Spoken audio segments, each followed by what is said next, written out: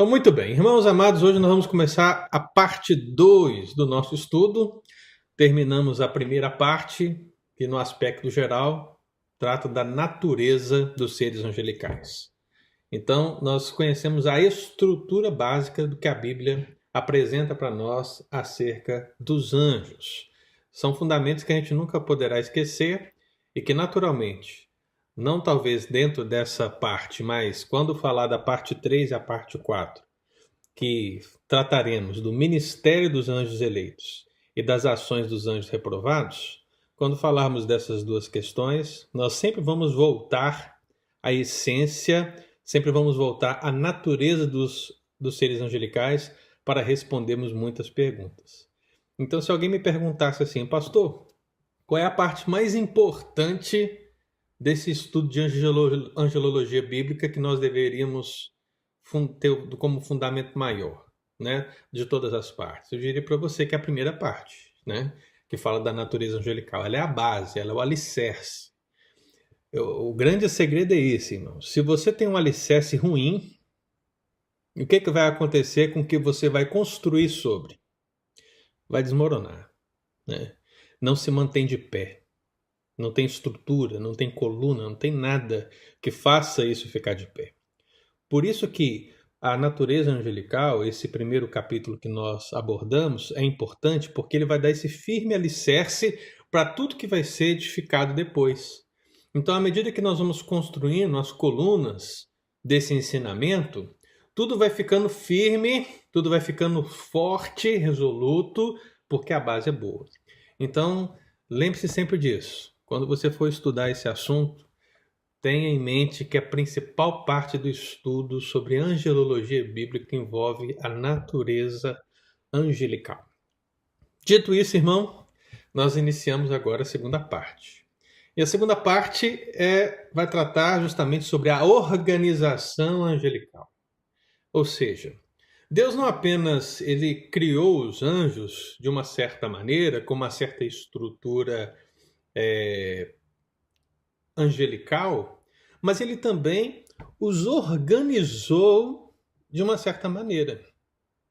A Bíblia, ela apresenta várias palavras, ela apresenta várias situações que nos mostram que todos os anjos, em essência, são iguais, mas que uns têm papéis distintos dos outros, têm funções distintas dos outros, têm aspectos distintivos em relação ao que eles são e ao que eles fazem. E isso pode ser perceptível à medida que a gente vai lendo algumas palavras. Nós estamos nesse estudo todo, já citamos, por exemplo, a palavra arcanjo, que vai ser uma palavra a ser tratada aqui. Nós já citamos principados, potestades. Há muitas outras palavras que vão descrever os aspectos da organização desses anjos. Mas antes de nós entrarmos em cada uma dessas ordens angelicais, a gente precisa definir uma questão essencial na organização dos anjos. E qual é essa questão? A quantidade de anjos. A gente precisa trabalhar a quantidade de anjos. Então a aula de hoje, ela vai ser um fundamento para o capítulo, vai ser um fundamento para o estudo, vai ser um fundamento para que a gente possa entender a organização. Afinal de contas, por que Deus estabeleceu uma organização entre os anjos? E isso se deve muito ao fato da quantidade desses anjos, que a gente talvez aí não tenha em mente um número, ou talvez já tenhamos, se você ficou atento aos estudos que nós tivemos até aqui, mas pense na igreja por um momento. Já que os anjos aprendem com a igreja acerca do plano da salvação e daquilo que Deus tem feito de uma maneira tão grandiosa, você quando olha para a igreja, você percebe o quê? Você percebe que nós somos um corpo. A Bíblia fala que nós somos um corpo. E cada corpo tem a sua parte, o seu membro. Isso quer dizer, na linguagem dos escritos paulinos, por exemplo, que cada parte desse corpo tem a sua função.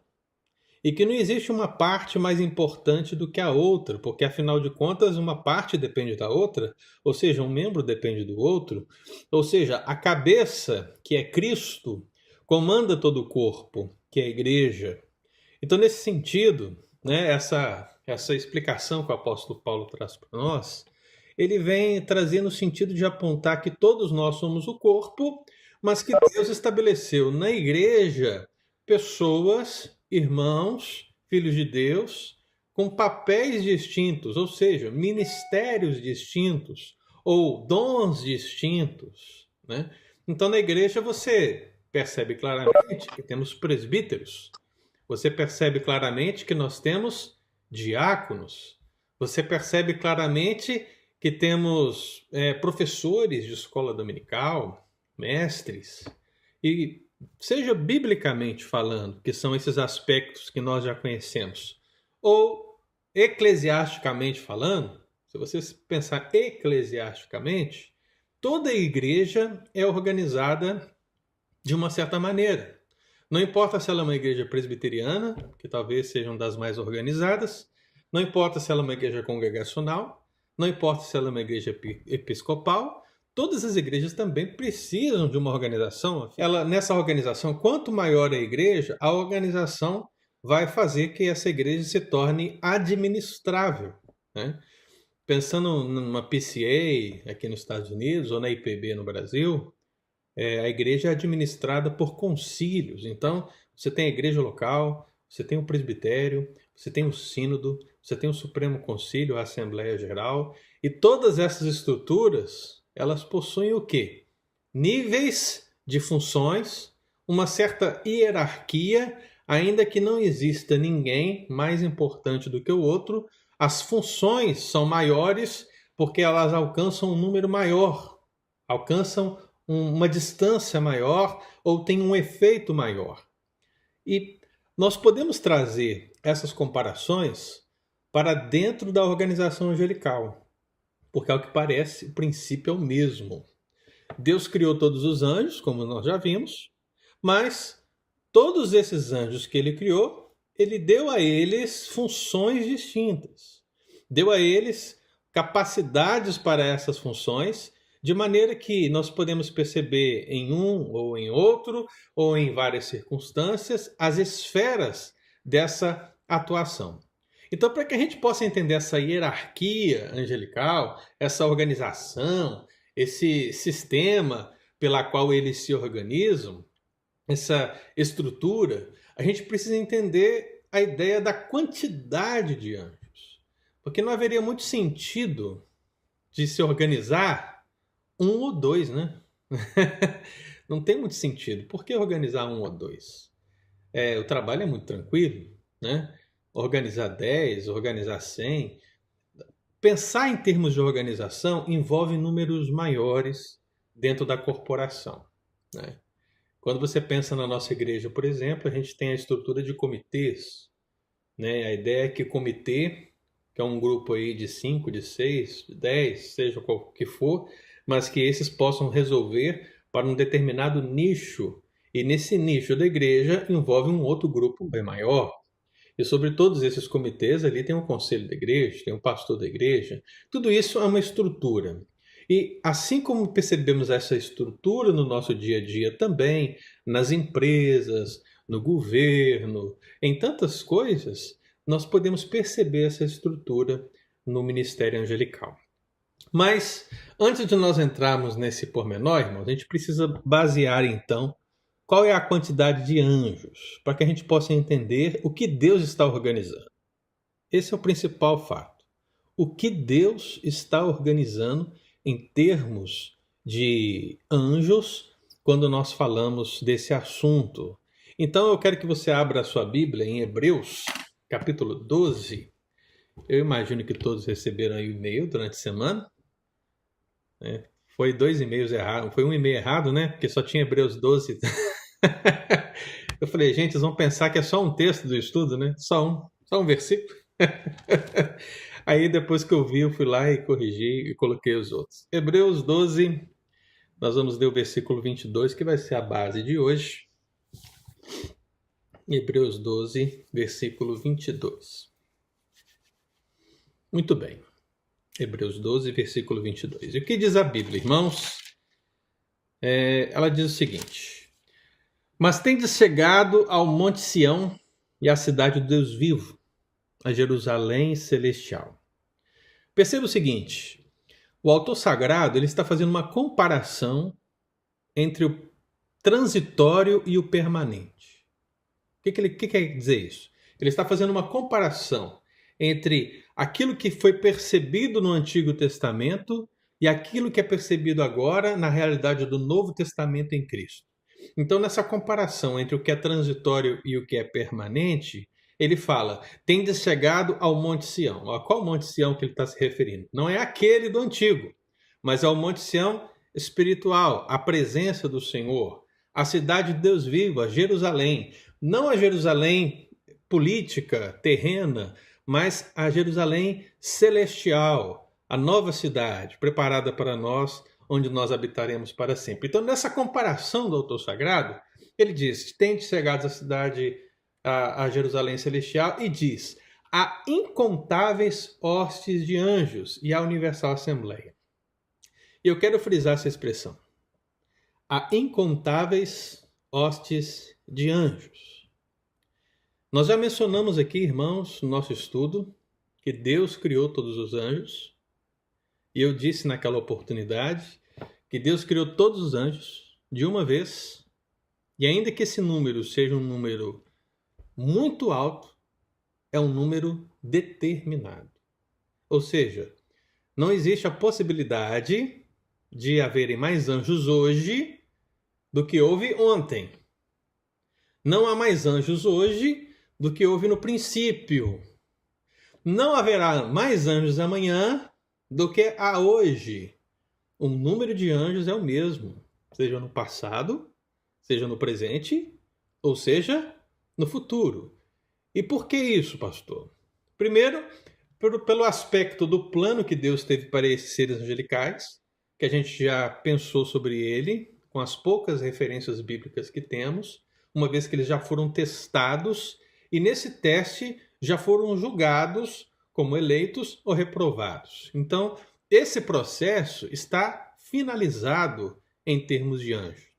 E segundo, porque nessa esfera angelical da criação dos anjos, uma das coisas que nós obtivemos no nosso estudo inicial é que os anjos não se casam, e nem se dão em casamento. E a ideia aqui em si não é aquela ideia de você entrar na igreja, né? No caso, um anjo com outro anjo, né? E lá na frente lá do pastor e receber a bênção apostólica, viu, irmão? Não se casam nem se dão em casamento. Pelo amor de Deus. Não é isso. A ideia é de reprodução, ok? Anjos não são uma raça. Por que não são uma raça? Porque o conceito de raça envolve reprodução. E se anjos não reproduzem, logo não pode ser uma raça. Então, a minha Siri está aqui insistindo. Então, assim, pelo conceito de raça, de não se casam nem se dão em casamento, ou seja, essa questão reprodutiva, e pelo conceito do teste já realizado e consumado, definindo anjos santos, anjos eleitos ou anjos reprovados e demônios, isso torna o fato inequívoco de que sim, o número de anjos é o mesmo. Então isso nós já podemos aí determinar a partir da primeira parte do nosso estudo. Agora, a grande pergunta é, o fato de nós não sabermos não quer dizer que não existe um número. E muitos incorrem no risco ou no erro de pegar a palavra incontável, porque aqui diz incontáveis hostes de anjos, né? Pegar um termo como esse e entender que anjos continuam a nascer, a crescer, né? Deus continua fazendo anjos porque o número é incontável, ou seja, é um número infinito, é um número que não tem fim. E isso não é possível a leitura do texto bíblico, irmão. Eu quero que você entenda o seguinte: muitas das terminologias bíblicas para descreverem um número muito grande, envolvem palavras que, no nosso contexto, parecem serem palavras que remetem a um aspecto infinito, a um aspecto contínuo, a um aspecto que não se pode contar. Eu vou sugerir aqui, sugerir não, né, mas informar, lembrar vocês, né, da promessa de Deus para Abraão. O que Deus disse para Abraão? Que a descendência dele seria como o quê? Seria como as estrelas no céu. Aí você pega um cientista, um astrônomo, e pergunta para ele, quantas estrelas há no céu? O que ele vai dizer? Ele vai dizer, olha, é impossível dar esse nome. E ele, talvez, dependendo da linha, ele vai dizer que o universo ele não apenas está em expansão, mas ele continua se criando e criando novas estrelas, de maneira que esse número é um número contínuo e gigantesco, porque o universo é gigantesco. Então não tem fim. Se você fosse analisar isso, quer dizer então que a linhagem de Abraão é a mesma coisa? Quer dizer que a gente vai se multiplicando, multiplicando e não tem fim? Não. Quando Deus fala que a linhagem de Abraão, a descendência da promessa de Abraão, será como as estrelas do céu, e o mesmo argumento aí talvez se refira à areia do mar, né? Ele quer apenas dizer que será um número grandioso, mas é um número conhecido, é um número limitado, não conhecido por mim, não conhecido por você, mas conhecido por Deus. Deus sabe qual é o número, né? Quando a gente percebe a existência de um livro da vida, a gente sabe que o livro da vida ele tem o nome de todos aqueles que são lavados e remidos pelo sangue do Cordeiro. Esse livro tem um início e esse livro tem um final. E nesse início e nesse final estão ali nomes. Eu posso te dizer o seguinte, esse livro tem princípio e tem fim. Mas esse livro é enorme, mas é muito grande. Então, Deus tem um número definido de pessoas que serão salvas, né? Que estão no seu livro. Mas isso não quer dizer que é um número contínuo, um número que continua aumentando. Não, é um número limitado, um número determinado. E ainda que eu não conheça e você não conheça, Deus o conhece. Diga, Erione. Ô, pastor, o senhor falou que Deus fez os anjos na quantidade, né, exata. Sim. Depois disso, não fabricou mais. E quanto a nós, seres humanos, nossas almas estão depositadas em algum lugar, aqueles que vão nascer, ou Deus ainda continua criando? Rapaz, Erione, você tira esses negócios de onde, hein, rapaz? Não, é só porque se Eu Deus tô zoando, criou meu um homem irmão. se na concepção é criado ali naquele momento, ou as Uhum. almas estão em algum lugar e a gente encarna, né, no corpo físico, né? Sim, sim. Onde estão as almas? Esse conceito é o conceito conhecido Ou a como... criação ainda continua ainda, né? Deus continua criando ainda, porque se o Sim, ser humano ele é sim, criado do zero, então a criação ainda continua. sim. A criação dos homens, né? A dos homens, sim. Os Anjos, homens que eu não. digo, ou os homens, ou a humanidade também tem a quantidade exata dos que irão nascer até fechar a porta, né? Ou Perfeitamente. Deus cria do zero, Deus Isso cria mesmo. na concepção. Como é que é? É uma discussão muito grande essa questão. Tem um termo que você pode pesquisar depois, que é o termo chamado bacia das almas. Esse termo bacia das almas, ele refere a um princípio onde os teólogos discutem se Deus já criou todas as almas ou se Deus continua criando essas almas, né? Eu creio, Erione, que o que Deus faz na esfera da sua criação, os homens estão nascendo, estão vivendo e ainda estão morrendo. Ou seja, nesse sentido, Deus continua criando vida, né? Mas chegará o dia quando esse número que só Deus conhece for alcançado, isso se chegará ao fim. E no caso, a vontade e a sabedoria de Deus, que vai estar muito além do nosso conhecimento, né? Esse plano do Senhor também vai estar estabelecido de uma maneira que essa criação, essa salvação e esse dia estarão sincronizados de uma maneira perfeita, né? Então a nossa mente não consegue perceber ou compreender essa realidade, né? Mas é justamente isso que acontece em relação ao homem. Não em relação aos anjos, porque os anjos, como eu já disse aí pelos dois argumentos anteriores, pelo fato do teste já ter sido concluído e pelo fato de não haver possibilidade de reprodução, isso já está determinado em relação aos anjos. Mas em relação ao homem, não. Em certo sentido, é correto afirmar que Deus continua criando e criando vida, né? Eu prefiro que você use o criando vida, porque a ideia de criar alma é mais complexa, porque envolve essa ideia da bacia da alma, né? Que eu me referi, que você pode pesquisar depois, que não é o nosso objeto de estudo aqui, mas você pode pesquisar.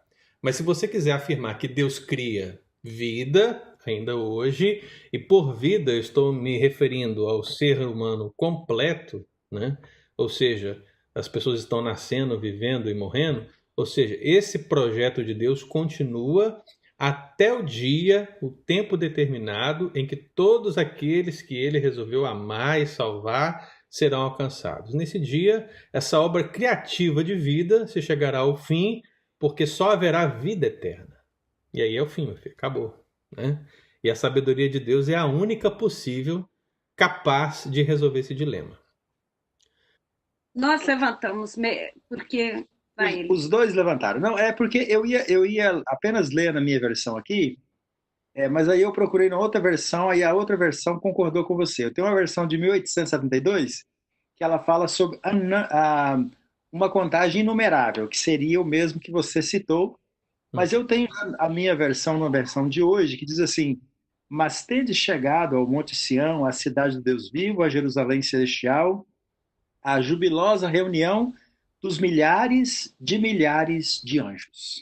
Qual é a sua outra em inglês, né? Mas a outra em inglês diz assim, 12:22, diz assim,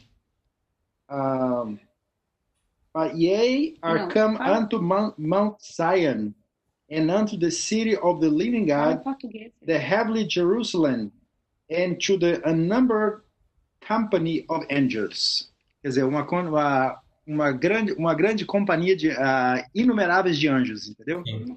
A grande questão, Eli, que tanto a palavra incontáveis como inumerável, no sentido bíblico, ela é sempre direcionada a nós, o observador que é limitado. Exato. Então, assim, para nós é sempre incontável, é sempre inumerável. É a mesma coisa de um saco de feijão, um saco de arroz, né? Sim, mas tem um número, não tem? Tem um número, exato. Mas quando você olha para todos, você fala, isso é incontável. É igual, eu acho interessante aqueles, meu Deus, fugiu a palavra, manifestações no Brasil, na Paulista, né? Teve um tempo que a Dilma ainda estava governando, que estava tendo uma crise para saber qual era o número exato de manifestantes, né? E tal, que é pouco, é muito, todo mundo discutindo aquela situação, é pouco, é muito. Aí eu achei interessante que a maneira de contar da polícia militar, como é que eles contavam? Eles contavam por metro quadrado, ou seja, quantas pessoas cabem por metro quadrado? Aí eles faziam um cálculo, não. Eles olhavam para a multidão e eles percebiam um metro quadrado. Se no metro quadrado cabe 4 pessoas, então eles pegam esse metro quadrado de 4 pessoas e multiplicam pela extensão contínua de pessoas, né? Então, quando a multidão está muito cheia, o número de pessoas se aglomera a tal ponto que não tem separação entre elas, né? Então, nesse mar de pessoas por metro quadrado, eles chegam a um número. Quando está muito dividido, muito afastado, esse número vai ser menor. Então, eles calculam. Não é o número correto, né? Mas é uma maneira de se chegar a um número, né? Então, biblicamente falando, o princípio é o mesmo. As palavras que a gente vai estudar aqui vão designar isso, né? Então, segura aí que lá vem a história. Ricardo queria falar.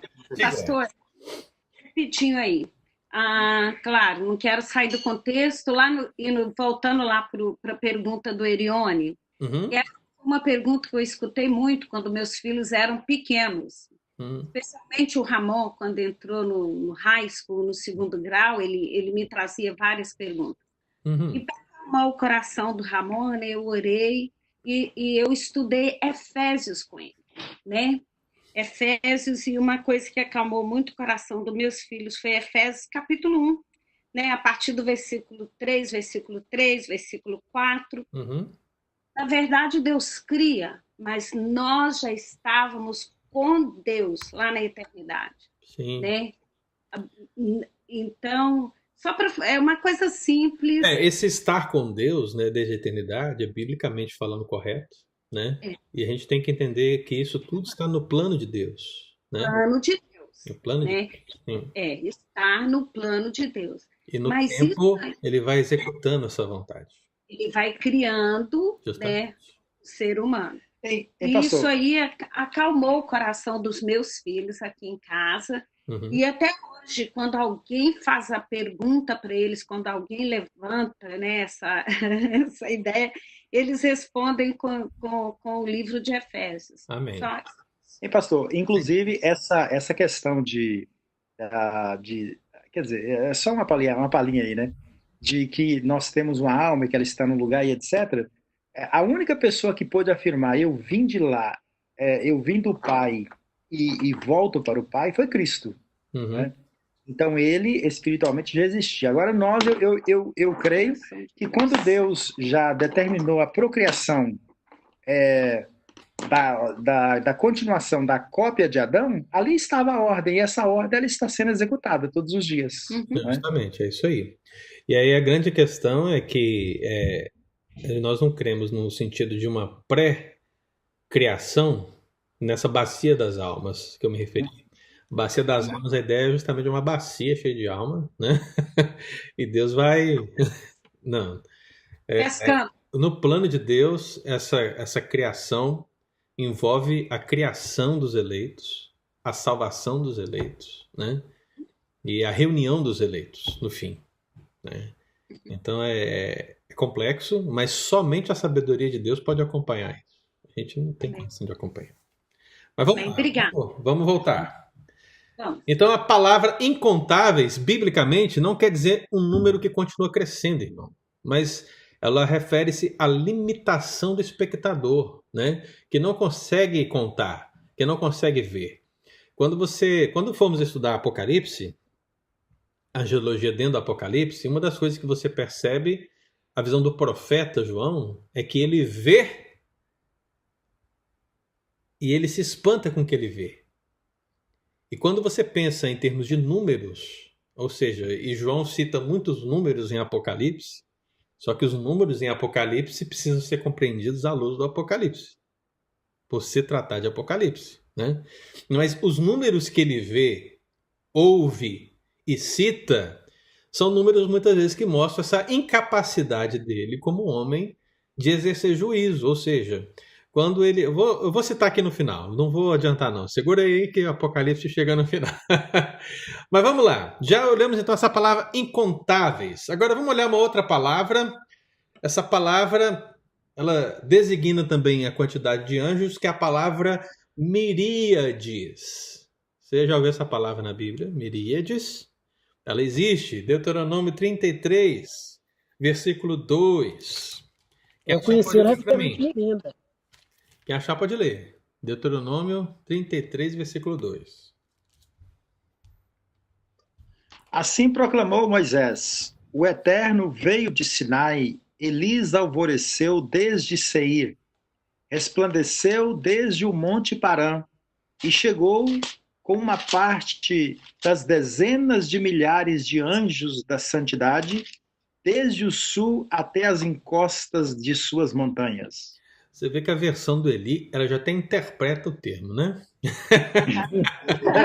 A versão do Eli, eu ia fazer a pergunta aqui. Gente, quem sabe o que é miríade, né? Aí o Eli vem e responde. É 10 o que, Eli?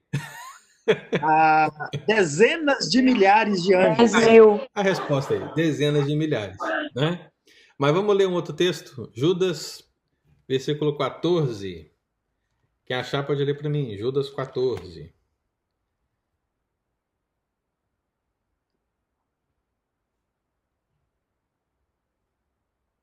Quanto a estes, foi que também profetizou Enoque, o sétimo depois de Adão, dizendo: Eis que veio o Senhor entre suas santas miríades. Muito bem, vamos juntar os dois textos, Judas 14 e Deuteronômio 33:2, a bênção de Moisés. Então, no contexto da bênção de Moisés, ou no contexto da punição dos ímpios aqui em Judas, entre o Antigo e o Novo Testamento, aparece a expressão miríades. E a expressão miríades, irmão, no sentido literal grego, né? E o sentido grego é muito esquisito para ser escrito em português, né? Porque a ideia é um grupo de 10.000. Então, em muitas numerações bíblicas, o texto precisa ser interpretado ou calculado para que haja sentido para nós. Então, na versão bíblica, no texto bíblico ali do Eli, que ele leu, ele já houve uma interpretação do que significa miríades, né? Você, em uma outra versão, vai ler miríades, mas em outra versão vai ler a interpretação do termo grego miríades, que refere ao quê? A um grupo de 10.000, ou seja, é um número conhecido, mas é um número grande, um número grandioso. E quando a gente vai ler na Bíblia, isso não se refere apenas a anjos, viu, irmão? Se refere a muitos outros casos e pode designar tanto um grupo de 10.000 como grupos de 10.000 ou até mesmo uma multidão incontável. Biblicamente falando, e isso é que nós precisamos pescar no início desse estudo sobre organização angelical, é que esses termos bíblicos apontados ou direcionados para anjos não quer dizer criação de anjos ainda hoje, mas quer dizer apenas que o número de anjos que Deus criou é muito grande. Então, eu não sei a quantidade, você não sabe a quantidade, mas Deus sabe a quantidade, irmão, né? Deus sabe. Então, quando se fala de miríades, alguém vai dizer assim, então quer dizer que Deus criou 10.000 anjos? É isso? Porque o texto está dizendo, né? E veio das miríades de santos, ou Judas, ele veio em suas santas miríades. O problema é que em Judas o termo vai no plural, né? E no texto do Antigo Testamento também está em plural. Então significa o quê? Que não é apenas 10.000, mas são grupos de 10.000. Aí eu te pergunto, quantos grupos de 10.000? Você sabe dizer? Não. Eu também não sei dizer. Por quê? Porque o termo só quer designar uma quantidade grandiosa. Mais nada. É uma expressão de grandiosidade, irmão. Então nós não podemos tentar interpretar esses termos para definirmos um número. Não. O princípio aqui é o mesmo de Mateus 24. Você não pode, você não sabe, eu não sei, ninguém sabe o dia nem a hora que Jesus vai voltar. Mas Deus sabe? Sabe. Essa que é a questão. Deus sabe. Nós somos limitados na nossa observação, mas Deus não o é. Esse é o sentido, e todos os textos que nós vamos passar vai demonstrar justamente essa realidade. Eu vou citar aqui um exemplo do uso de miríades fora do contexto angelical. Abra em Mateus 18, versículo 24. Esse aí não está no texto que eu mandei para vocês, mas só para vocês perceberem o uso da palavra fora do contexto angelical. Mateus 18, versículo 24. Quem achar pode ler para nós, hein?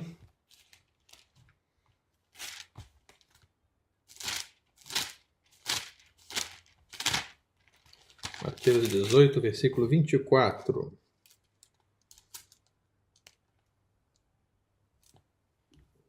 Ninguém achou? E passando a fazê-lo, trouxeram-lhe um que devia 10.000 talentos. Olha aí, a parábola do credor incompassivo, né? Todos nós conhecemos essa parábola, e aqui o texto ele está numa linguagem monetária, né? Então, 10.000 talentos é 10.000 talentos. Não tem como sair fora disso. Agora, vai em 1 Coríntios 4,15. 1 Coríntios 4,15.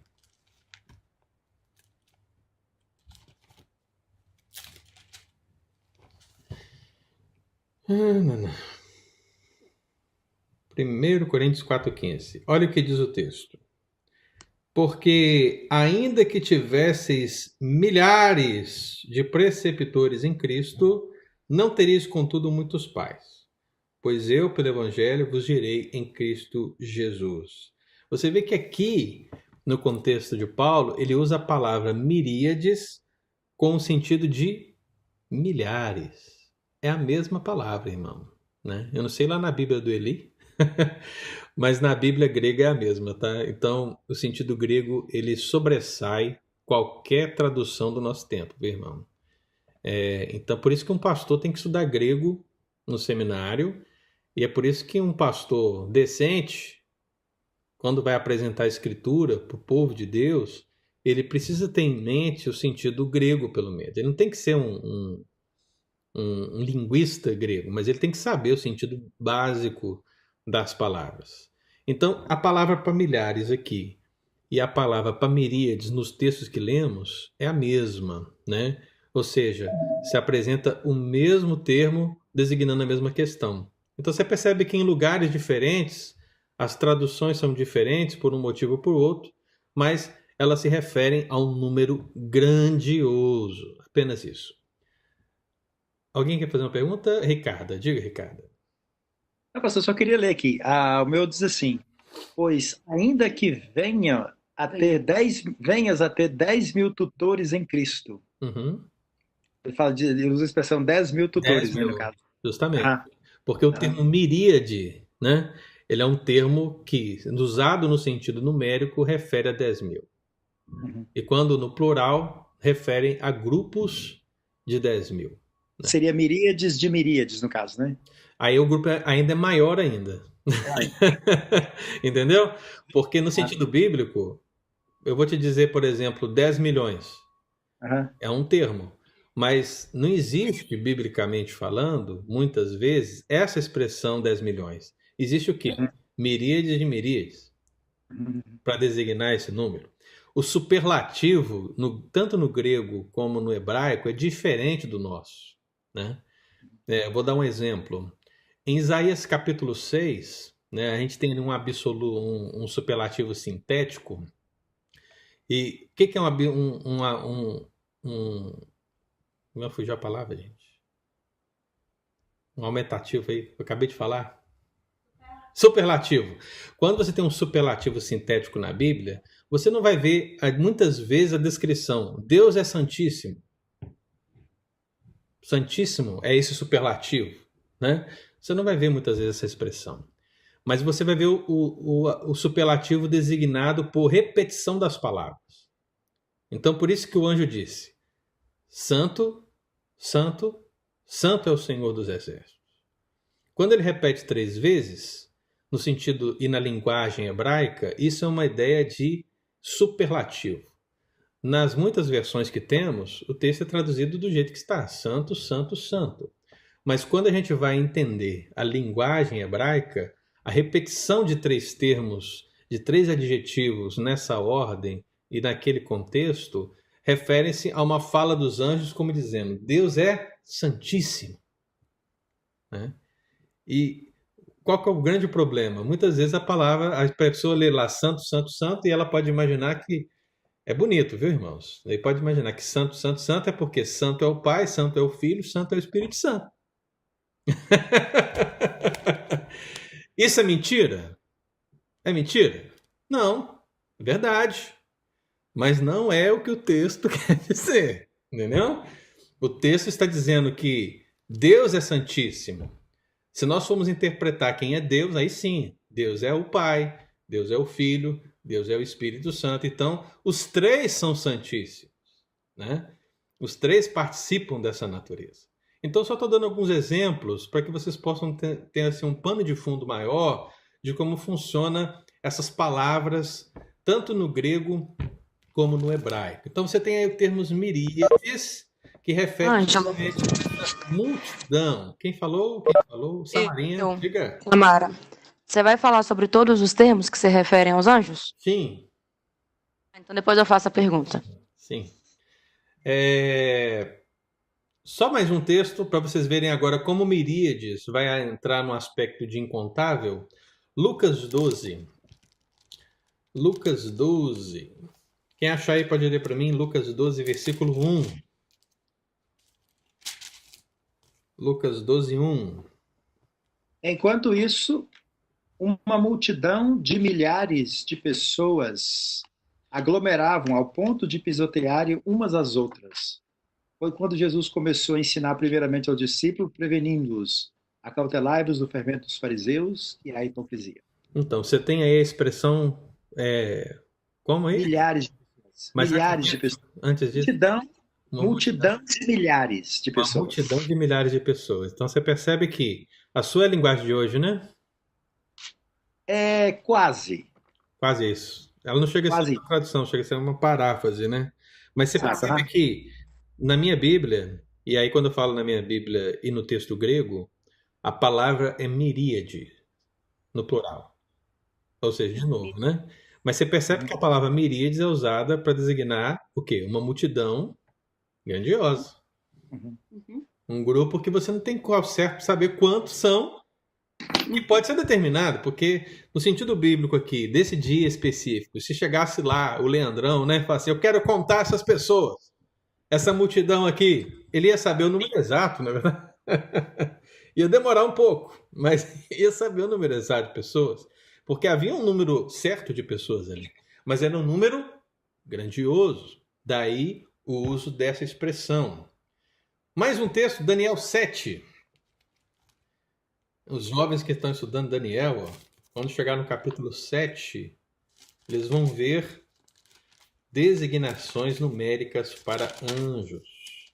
Daniel 7, versículo 10.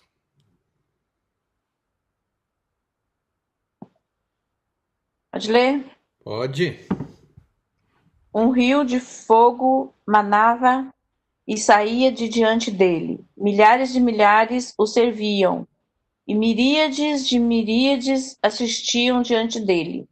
Assentou-se para o juízo e os livros foram abertos. Você percebe? Miríades de miríades. Ou seja, estão aumentando o número que já é grande.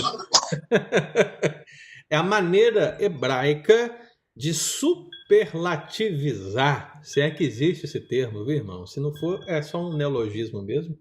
Mas ele está aumentando o número. Ou seja, na visão de Daniel, quando ele tem o sonho dos 4 animais, ele está tendo uma visão daqueles que estão ali, desses anjos que estão ali presentes. E nessa visão, ele vê miríades de miríades. Nós já vimos que o termo miríades é complicado de saber. Agora imagine miríades de miríades. Está designando o quê? Um grupo maior. E não apenas isso. Ele usa a palavra miríades, mas ele também usa a palavra milhares.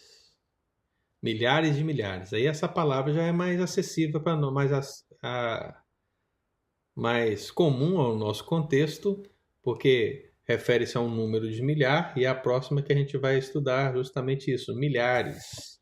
Aí eu vou dizer para você o seguinte, irmão. Você tem a primeira palavra, que é a palavra miríades.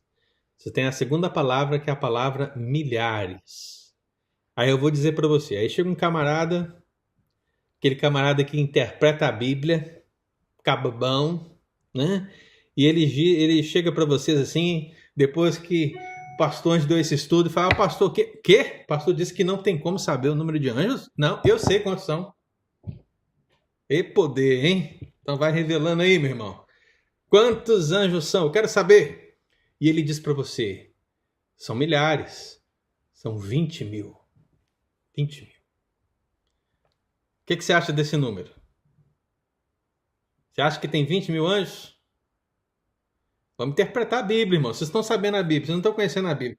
Onde é que tem 20 mil anjos na Bíblia? Vai lá em 2º livro de Reis, capítulo 6. 2º livro de Reis, capítulo 6. É ali.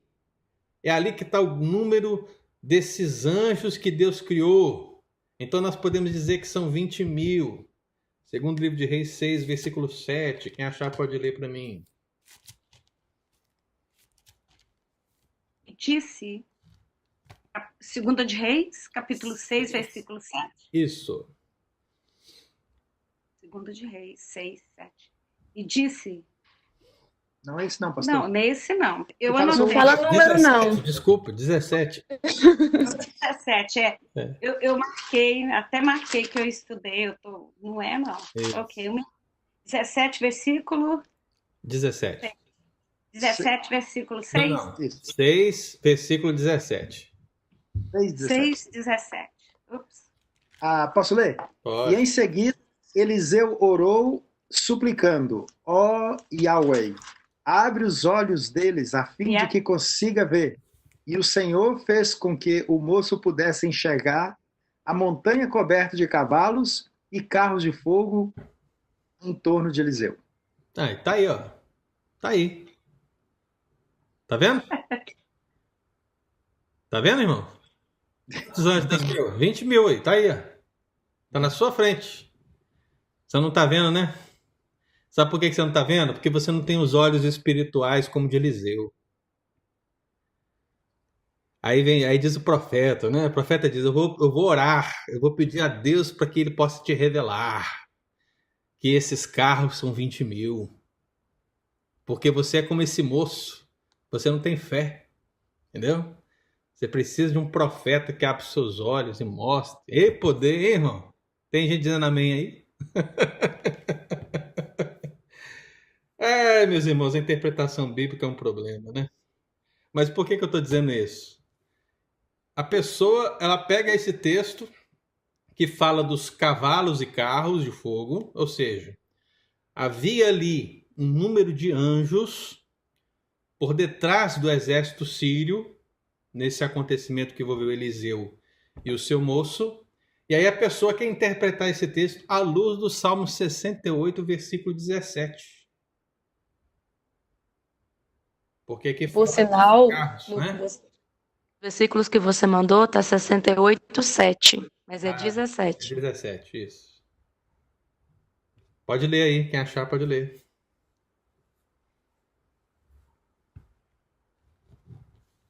Os carros de Deus são 20 mil.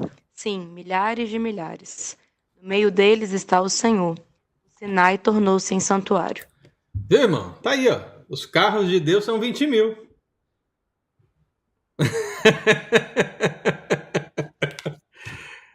Irmão, é difícil demais, viu? Meu Deus do céu. Preste atenção, vamos entender. São duas citações diferentes. Nós temos um texto que mostra a guerra de Israel contra os sírios, esse do segundo capítulo de Reis, capítulo 6, versículo 7. E nós temos aqui um salmo de Davi. E nesse salmo de Davi, ele está falando da vitória dele sobre os inimigos. E aí ele usa essa expressão poética. E aí a pessoa vê os carros, ou as carruagens. E essas carruagens, esses carros, viu, irmão, são carros militares, né? Não são carros de boi ou outra coisa, não. São carros militares, pelo uso da palavra. É a mesma palavra que aparece em Êxodo 14, né? No versículo 7. Quando você volta lá em Êxodo 14, o que está acontecendo? Está saindo a saída do povo do Egito. E o que acontece aí nessa saída do povo do Egito? Né? A gente tem vários acontecimentos e tal, e temos a carruagem, as carruagens do exército de Faraó, né? E essas carruagens, esse termo, é o mesmo termo empregado aqui em 2º livro de Reis, capítulo 6, versículo 17, no Salmo 68, versículo 17. Mas a ideia é a seguinte, irmãos.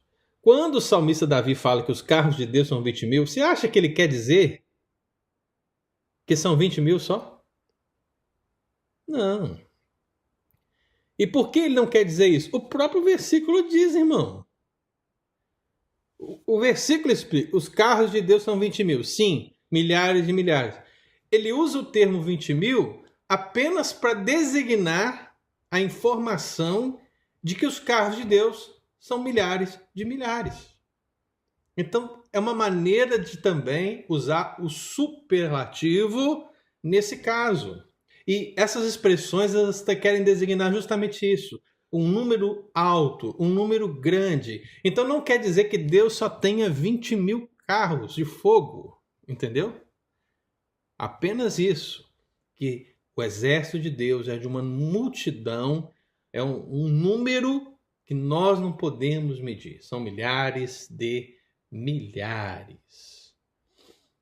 Aí nós vamos para a próxima palavra, que já que eu falei das carruagens militares, um dos termos mais utilizados na Bíblia para descrever o número de anjos envolve números militares, e a gente já citou um, lá de Hebreus 12, 22, que é a palavra hostes. Hostes não é aquele negócio que o padre dá para as pessoas lá no culto, viu, irmão? Sabe aquele negócio? Não, aquele trem redondinho, não. Hostes é uma palavra que designa uma tropa militar, né? Um grupo militar. E isso se adequa a uma outra palavra que é traduzida diferentemente, mas que é a mesma no sentido tanto hebraico como grego, que é a palavra exército. Então você tem hostes e a palavra exército como sendo a mesma coisa na língua grega e na língua hebraica. Então nós lemos Hebreus 12, 22 no início desse estudo. Incontáveis hostes de anjos. Ou seja, o número do exército de Deus é grandioso. A hoste divina é grandiosa. E você já deve ter visto na Bíblia também, 1 milhão de vezes, a expressão o Senhor dos Exércitos. E aí você lembra do Salmo 46. O Senhor dos Exércitos está conosco. O Deus de Jacó é o nosso refúgio. E aí você pergunta assim, que exércitos são estes? Muitas vezes a palavra exércitos vai se referir aos astros, aos luminares. Em muitos textos vai se referir a isso. Mas em muitos outros, talvez numa quantidade maior, a expressão exército se refere aos anjos.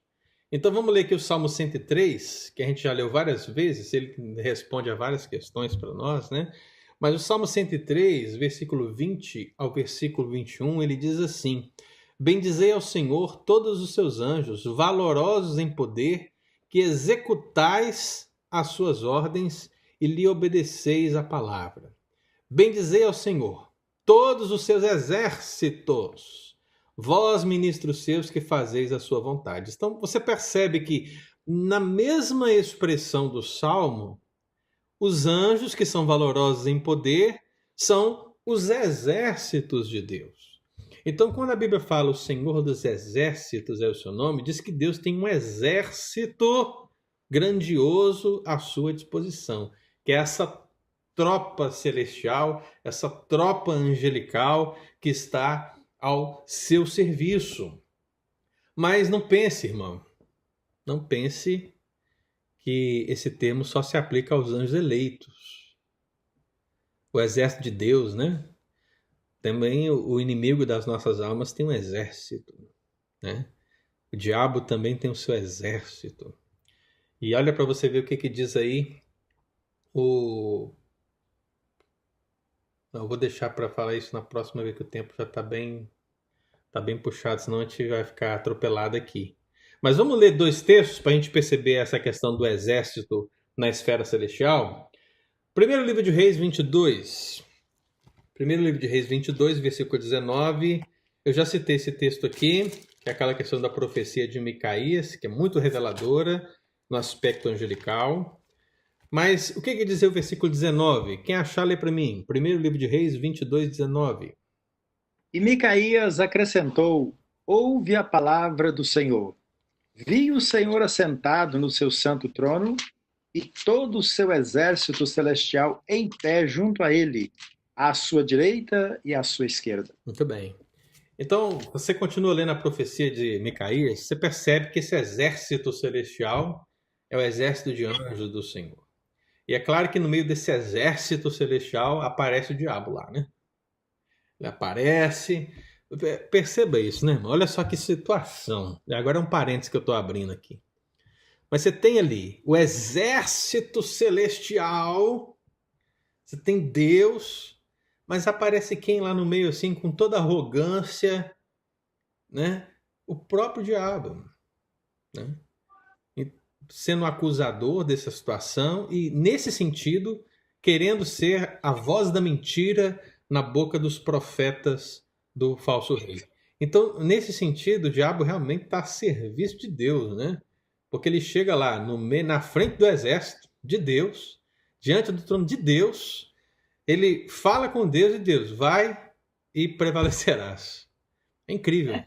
Né, pastor? Sim. Verso 21, né? Sim, pode ler. É que finalmente um espírito colocou-se diante do Senhor e declarou: sou eu quem haverei de enganá-lo. E o Senhor o destinou, de modo que e o Senhor destinou. De que modo pretendes realizar isso? Ao que ele respondeu: eu sairei e serei um espírito mentiroso na boca de todos os profetas do rei. Ao que o Senhor afirmou: tu o enganás e ainda prevalecerás. Sai e faze o que deves fazer. Justamente. Então você percebe que nesse contexto a visão de Micaías revela que um exército em pé diante do Senhor. É óbvio que aqui não se refere nem ao sol, nem à lua, nem às estrelas. Aqui nós estamos vendo o exército celestial, os ministros do Senhor, os anjos, enquanto serem eleitos ali na presença do Senhor. Um dos reprovados aparece, provavelmente Satanás, para ser esse agente da mentira no contexto da passagem. Então, amado irmão, há uma outra passagem também que a gente esquece muitas vezes, Lucas 2, versículo 13, que quando o Senhor ali está nascendo, nasce em Belém, o Salvador, Jesus. O que acontece, né? A gente vê de regra, quando a gente tem aí uma cantata de Natal, o que acontece? A gente, na nossa limitação, a gente coloca lá uma criança, né? Coloca alguém vestido de anjo para dar as boas novas, né? Para dizer o quê? Ah, nasceu o Salvador, nasceu Jesus, mas o negócio é mais espetacular, viu, irmão? O negócio, Lucas 2,13, olha aí o que diz o texto. Quando os anjos aparecem aos pastores, né? E subitamente apareceu com o anjo, então, havia um anjo de fato, dando a notícia. Mas apareceu com esse anjo o quê? Uma multidão da milícia celestial. E aí eu uso essa palavra aqui, milícia, porque a palavra milícia também é uma palavra militar. A gente conhece muito essa palavra no Brasil no sentido pejorativo, né? Porque a gente tem a polícia militar do Rio de Janeiro, por exemplo, e nós temos a milícia atuando nas favelas. A gente ouve muito isso nas notícias. A milícia é um grupo paramilitar, ou seja, é um grupo que diz proteger a comunidade da polícia e dos traficantes, mas é ela mesma criminosa em si. Mas no sentido bíblico, a palavra milícia é uma palavra para designar um grupo militar, assim como a palavra exército, assim como a palavra hoste. Então você tem essas três palavras para designar que esse grupo de anjos é um grupo grande, é um grupo que obedece ao Senhor e que está pronto para guerrear as guerras de Deus, guerrear a luta, peleja por Deus, né? A luta de acordo com a vontade do Senhor. Então você vê aqui que não apareceu só um anjo lá, que já seria extraordinário, um anjo subitamente aparecer, mas apareceu um coro de uma milícia. E aí esse sentido de milícia, mais uma vez, de uma tropa militar organizada e grandiosa, e diz o texto bíblico, não é verdade? Louvando a Deus, dizendo, ou seja, era um coro militar angelical. E isso é interessante. Eu não sei se você já teve a oportunidade de assistir algumas bandas militares tocando, né? Acontecem muitas formaturas, assim, às vezes aparece uma banda militar. Eu gosto de ouvir, eu acho muito legal, é muito incrível mesmo. O sentimento patriótico muitas vezes ele cresce nesse momento, né? Mas ouvir uma tropa militar tocando, né? Uma canção, muitas vezes militar, realmente fala ao coração. E aqui o sentido é justamente esse. Você tem um anjo anunciando o nascimento do Senhor, e você tem um coro militar, né, de uma tropa organizada louvando ao Senhor por tamanha notícia, por tamanho acontecimento, pelo que estava acontecendo. Essa é a ideia de milícia que aparece aqui, né? E como eu disse para os irmãos, né, essas expressões militares, elas não apenas estão referenciadas aos anjos bons, mas também aos anjos maus. E só para a gente fechar, Efésios 6,12, a Ricarda falou de Efésios 1, né? Mas em Efésios 6, você vê que na verdade no capítulo 2 de Efésios, o apóstolo Paulo já fala que esse mundo está sob trevas, andando segundo o curso do príncipe da potestade do ar, que são termos que já vão designar essa organização angelical. Mas quando chega no capítulo 6, ao falar da armadura de Deus, inclusive, irmãos, hoje nós vamos falar aí no capítulo 6, no programa United no Sofá, né? Fiquem atentos que nós vamos falar sobre a família. Então nós vamos falar desse assunto, mas ao falar aqui da armadura de Deus, na continuidade do texto, ao chegar no versículo 12, Efésios 6,12, o que se diz? Porque a nossa luta não é contra o sangue e a carne, e sim contra os principados e potestades, são palavras que designam organização. E depois diz, contra os dominadores deste mundo tenebroso, contra as forças espirituais do mal. A expressão força é a mesma expressão para milícia. É interessante, né? Porque eu acho que foi o Trump, né, que criou recentemente a força espacial. Quem está por dentro aí? Né? Parece que ele criou recentemente a força espiritual. A força espiritual não, a força espacial. O que é isso? O que esse termo quer designar? Se eu salvo engano, esse termo quer designar um grupo militar que atua nessa área espacial. Assim como você tem no Brasil o Exército, que geralmente atua em terra. Você tem a Marinha, que geralmente atua no mar. Você tem a Aeronáutica, que geralmente atua no céu, né? Você tem aí agora a Força Espacial, que geralmente vai atuar no espaço. Na esfera americana isso é até maior, porque tem aí, além dessas três forças de terra, ar e água, ainda tem os especialistas, né? Que são os chamados Navy SEALs, né? Tem os grupos especiais, e ainda agora você tem essa força espacial.